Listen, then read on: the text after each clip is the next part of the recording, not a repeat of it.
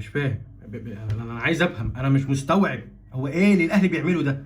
ايه اللي الاهلي بيعمله ده؟ او ايه اللي كابتن خطيب بيعمله ده؟ يا عم فين وعودك؟ فين وعودك للجمهور؟ فين الكلام اللي قلته للجمهور؟ فين الناس اللي انت جبتها وقلت قايمه موحده وقايمه جامده والناس بقى استبشرت خير وياسين منصور وسيد عبد الحفيظ والناس يا الله اكبر؟ فين الكلام ده كله؟ فين الحاجات دي كلها؟ فين الصفقات؟ افشل فتره قيد، فتره قيد ايه؟ مش فتره قيد، افشل اداره مسكت النادي الاهلي هو الكابتن محمود الخطيب. بقول يعاركني يعاركني يا جدع، اللي يعاركني يعاركني يا جدع، انا زهقت بجد.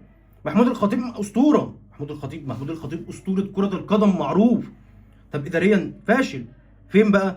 4 سنين مش عارفين نجيب لعيب عليه القيمه، جبنا وسام وبعناه ومش عارفين نعوضه، جبنا امام عاشور وشكله هيتباع ومش هنعرف نعوضه، جبنا ديانج ومش عارف تجدد له هيمشي. حتى كوكا يا محترم، يعني كوكا اللي ما بيعرفش يلعب كرة قدم بتتنك علينا. يعني انت شفت وصلت لايه؟ كوكا اللي ما بيعرفش يلعب كرة قدم بتتنك علينا وبيقول لك انا ماشي اخر السيزون بتاعي ومش عايز اجدد معاه. فيعني انت مستني ايه؟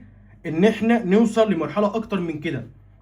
فوق، فوق الله يبارك، يعني فوق الله يبارك لك، فوق. الاهلي مش هينفع كده. يعني احنا بننهار يا صديقي، احنا بننهار يا خطيب بجد والله. يعني احنا مش بننهار يعني زي شبه الزمالك، ربنا ما يكتبنا شبه الزمالك، بس احنا بننهار. احنا عايزين مهاجم. احنا كاهلاويه شايفين ان النادي بتاعنا وحش، احنا حرين يا جدع، لكن احنا بننهار والله العظيم بننهار.